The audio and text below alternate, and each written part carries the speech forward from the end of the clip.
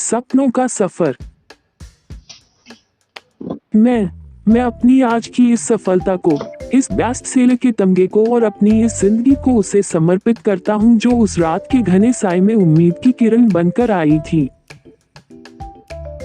आसमान में उस रात चांद भी न था। शायद मेरी नाकामयाबियों से रूठा वो जैसे कहीं चला गया था। हर तरफ से निराश, हताश में ऑफिस या कैदखाना से निकलकर यहाँ इस ब्रिज पर चला आया था। जी, इसी ब्रिज के किनारे बनी 4 इंच की पट्टी पर खड़ा मैं समंदर की आती जाती काली लहरों को देखने की, महसूस करने की नाकामयाब कोशिश कर रहा था। मेरी नाकामयाबियों में एक और नाकामयाबी जुड़ गई थी। आंखों के चारों ओर घनघोर अंधेरा था और मन के भीतर उससे भी घना।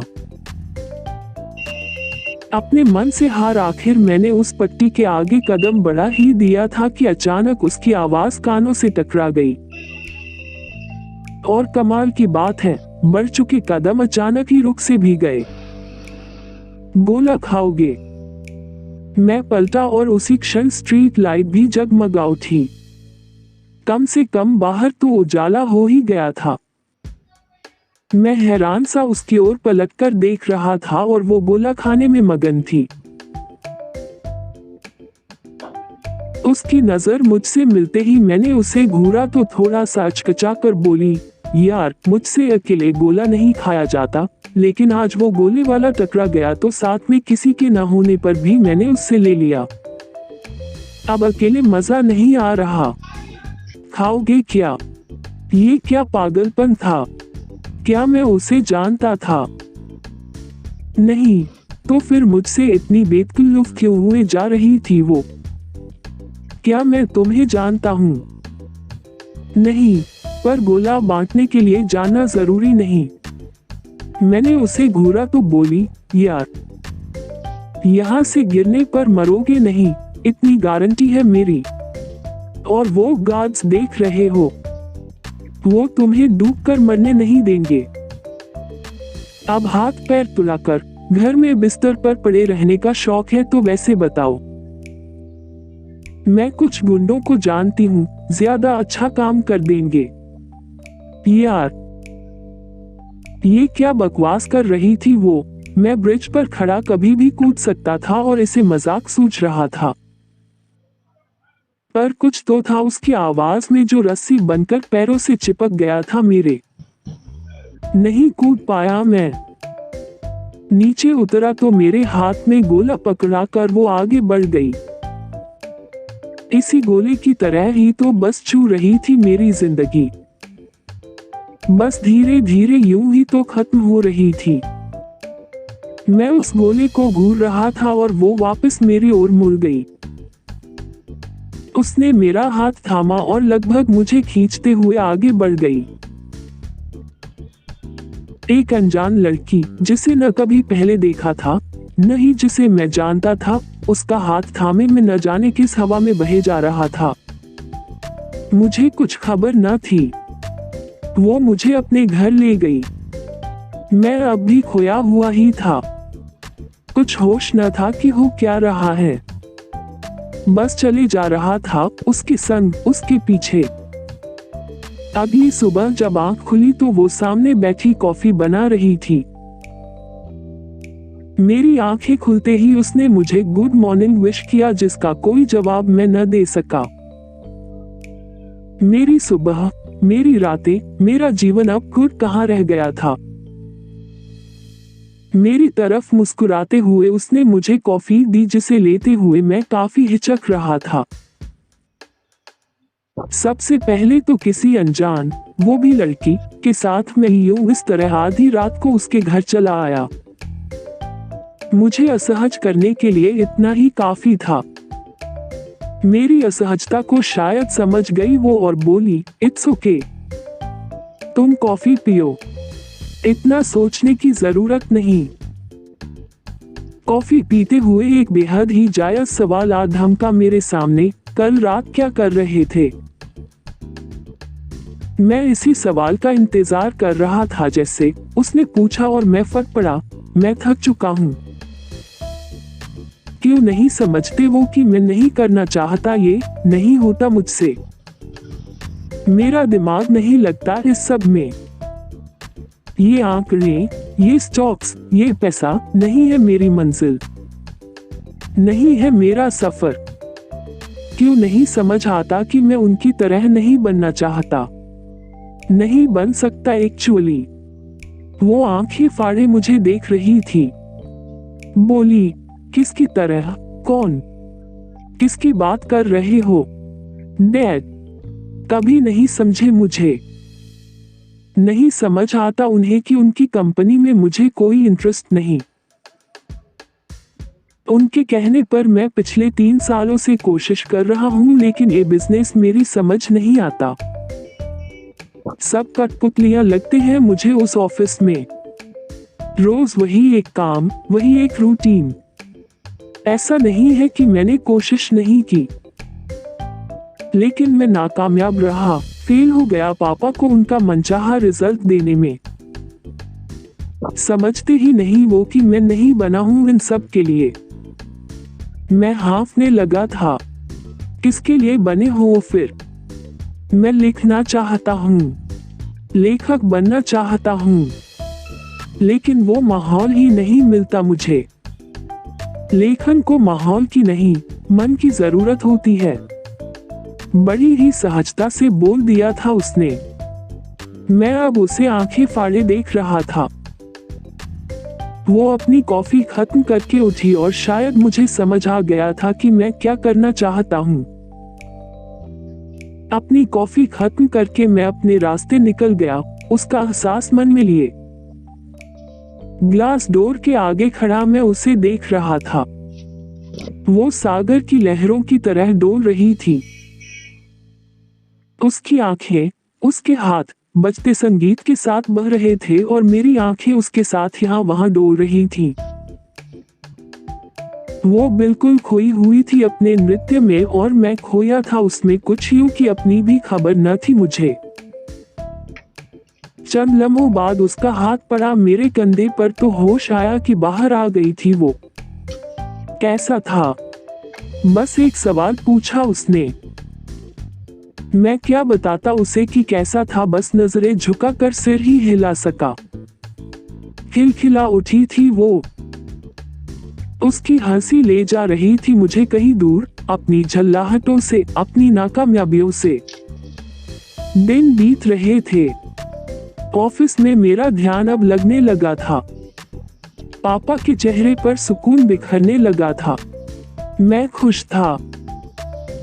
इसीलिए नहीं कि स्टॉक्स उछाल ले रहे थे, इसीलिए भी नहीं कि कलम को गति मिल रही थी। बस इसीलिए क्योंकि उसका खिलखिलाता चेहरा अब मेरे सामने होता था। वो जब नाचती थी तो मेरा मन भी मोर की मानिंद नाचता था।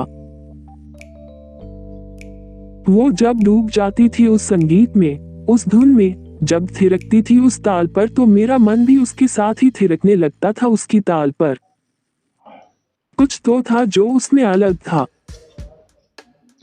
शायद उसका चीजों को, लोगों को, जीवन को देखने का नजरिया, या फिर शायद उसकी मौजूदगी ही जो सच्चाई से भरी थी। खुशमिजाज सी वो जब भी मेरे करीब होती तो एक सुकून तैर जाया करता था हवा में जैसे। जब भी कभी सड़क पर होती तो उसका ध्यान कभी सड़क पर न होता। कभी आसमान को देखती तो कभी सर पर दौड़ती गाड़ियों को। हमेशा कहती, ये सड़क कभी थमती नहीं न। अगर ये थम जाए तो क्या हो? क्या हो अगर इसके कोनों पर बैठी कुछ जिंदगियों को कोई सुकून दे दे? क्या हो अगर यहाँ जीवन को धर्रे पर लाने के लिए बैठे लोगों पर ध्यान जाए किसी का? क्या हो अगर ये तेज दौड़ती गाड़ियां थम जाएं किसी बेजुबान को देख और न फैले सड़क पर खून उनका जिनके रहने की जगह छीन ली हमने। वो जो कभी कह नहीं पाते कि हमारी जल्दबाजी किस कदर भारी पड़ती है उन्हें। वो बोलती जाती और मैं बस सुनता जाता। बहुत कमजोर सी थी वो। आंखों के नीचे गड्ढे, ऐसा लगता था जैसे सदियों की बीमार है, लेकिन उसकी आंखों की चमक ऐसी थी कि उसकी आंखों से नजरें हटने ही नहीं देती थी। मैं बस उन आंखों में ही खोकर रह जाता था। हमेशा की तरह आज भी उसकी नृत्य कक्षा के बाद उसके बदन से बह रहे पसीने को अपने रुमाल से साफ करता मैं उसे अपने बेहद करीब महसूस कर रहा था। थकी हारी सी वो मेरा हाथ थामे कक्षा के एक कोने में जा बैठी। जब भी वो नाचकर हटती तो उसके चेहरे पर अलग ही नूर होता था, जैसे कि उन धुनों को जीती थी वो। मैंने उससे पूछा, तुम्हें ये सब बहुत भाता है ना? बहुत। आंखें चौड़ी करती हुई वो बोली, बेहद दीवानी हूं मैं संगीत की। जब जब उपकरणों से उठती धुन सुनती हूँ तो लगता है कि जैसे बांसुरी की लय मुझ में से ही कहीं उठ रही है। जब जब ढोलक पर थाप पड़ती है तो मेरा दिल खुद पर एक थाप महसूस करता है। जब भी घुंघरू छनछनाते हैं मेरे पैर खुद ब खुद ही हिलने को बेकरार हो जाते हैं। ये संगीत, ये नृत्य मेरी रग रग में समाया है। तुम जानते हो, घर पर पापा हमेशा चाहते थे कि मैं सब पर ध्यान न देकर केवल पढ़ाई पर ही दिमाग लगाऊं। मैंने बहुत कोशिश की लेकिन ये संगीत मेरी रगों से नहीं निकला। और फिर मैंने संतुलन बिठाने की ठानी। तुम्हें उस रात ब्रिज पर जब देखा मैंने, तो मुझे अपने ही दर्शन हुए। किसी वक्त मैं भी यूं ही हताश और निराश थी। बस फर्क यही था कि तुम्हारी तरह खुद को गवा देना मंजूर न था मुझे। बड़ी मुश्किलें आई इस संतुलन को बिठाने में, लेकिन आज मैं न सिर्फ अपना सपना पूरा करने की तरफ कदम बढ़ाए हूँ बल्कि अपने पापा की आंखों के ख्वाबों को भी पूरा करने की कोशिश में हूँ। इसीलिए कहती हूँ, माहौल नहीं, मन महत्व रखता है। अक्सर ही ऐसी बातें बड़ी सहजता से कह जाया करती थी और मैं बस उसकी बातों में ही सुकून ढूंढ लिया करता था। दिन ब दिन ढल रही थी वो, बेहद ही कमजोर होती जा रही थी। मैं जब भी उससे पूछता तो वो मजाक में दबा जाती। कहती, घर वाले खाने को नहीं देते न, इसीलिए पतली हो रही हूँ। लेकिन मैं जानता था कि कहीं कुछ तो गड़बड़ है। बेसुध सी नाचती वो अब हाँफने लगी थी। पूरा चेहरा उसका ढलता जा रहा था। आंखों की चमक भी जैसे अब खोने को जा रही थी।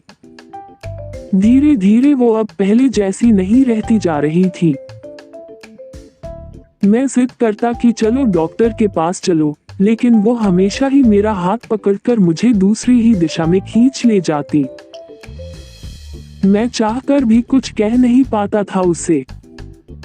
बड़ी संजीदगी से वो अपनी नृत्य साधना में रमी हुई थी। उसका एक ही सपना था, खचाखच भरे हॉल में वो सबके सामने अपना नृत्य प्रस्तुत करना चाहती थी। लेकिन उसके सपने पूरे होने में कसर थी और उसकी वजह थी पैसा। न ही उसको स्पॉन्सर्स मिलते थे और न ही इतना पैसा था कि खुद अपने लिए कुछ कर पाए। वो कुछ कहती तो नहीं थी लेकिन आंखें, उसकी खामोशी सब कुछ बोल जाती थी। एक दिन मैंने उसे अपने करीब बिठाया। उसके बालों में मैं हाथ फेर रहा था। उसके चेहरे पर मुस्कुराहट उभर आई थी। शायद उसे अच्छा लग रहा था। आज बहुत थकी हुई सी लग रही थी। शायद जब अपनी मेहनत का कोई सकारात्मक परिणाम न मिले तो थकावट तारी हो ही जाती है। मैंने उसके सिर को उठाते हुए देखा तो बड़ी ही ज़हीन होकर बोली, क्या मैं कभी अपना सपना पूरा नहीं कर पाऊंगी? मैंने उसे बहलाते हुए कहा, अरे ऐसा क्यों कह रही हो?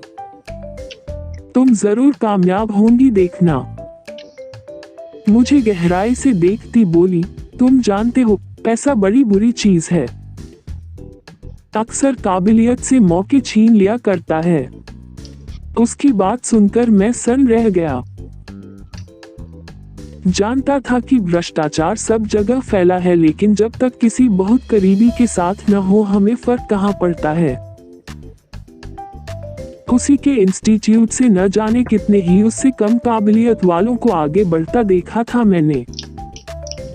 उसकी बात का गहरा असर रह गया था मुझ पर।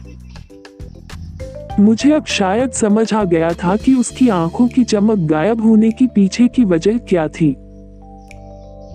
मैंने पापा के सामने अपनी बात रखने की हिम्मत पहली बार जुटाई थी। शहर में होने वाले एक डांस कॉन्सर्ट को अब हमारी कंपनी स्पॉन्सर कर रही थी। मैं उसके सपने को पूरा करने के बस एक कदम दूर था। मैं जानता था कि उसे बस एक मौके की ही जरूरत थी। उसके बाद वो अपनी उड़ान खुद भरने में सक्षम थी। मैंने जोर शोर से तैयारियां शुरू कर दी थी, उसकी आंखों की चमक और उसकी मुस्कुराहट वापस लाने की। इस सब में बस एक ही दिक्कत थी, मैं उससे मिल नहीं पा रहा था। उसके सपने को पूरा करने की जिद में उसे देखे हुए भी महीना बीत चुका था। उसको बता न सका था कि ये सब उसके लिए ही कर रहा हूँ। उसके आत्मसम्मान को गिराकर उसके सपने नहीं पूरे करना चाहता था। अक्सर मुझसे उलझ जाया करती कि क्यों समय नहीं दे पा रहे मुझे, और मैं बस मंच पर थिरकते उसके कदमों को सोचकर मन ही मन खुश हो लेता और उसको बिजी हूँ कहकर टाल देता। एक दिन अचानक ही सुबह उसका फोन आया। उसकी खनखनाती आवाज आज ज्यादा ही खुश सुनाई पड़ रही थी। लगभग चीखते हुए ही बोली थी वो, मुझे मौका मिल गया। आज सुबह ही सर, उसके नृत्य शिक्षक का फोन आया। आने वाले शहर के सबसे बड़े कॉन्सर्ट में मुझे परफॉर्म करने का मौका मिल रहा है। I am feeling like on top of the world. मैं बहुत खुश हूँ। तुम आज मिल सकते हो क्या? मैं बस पीछे दीवार से सिर टिकाकर ही रह गया था।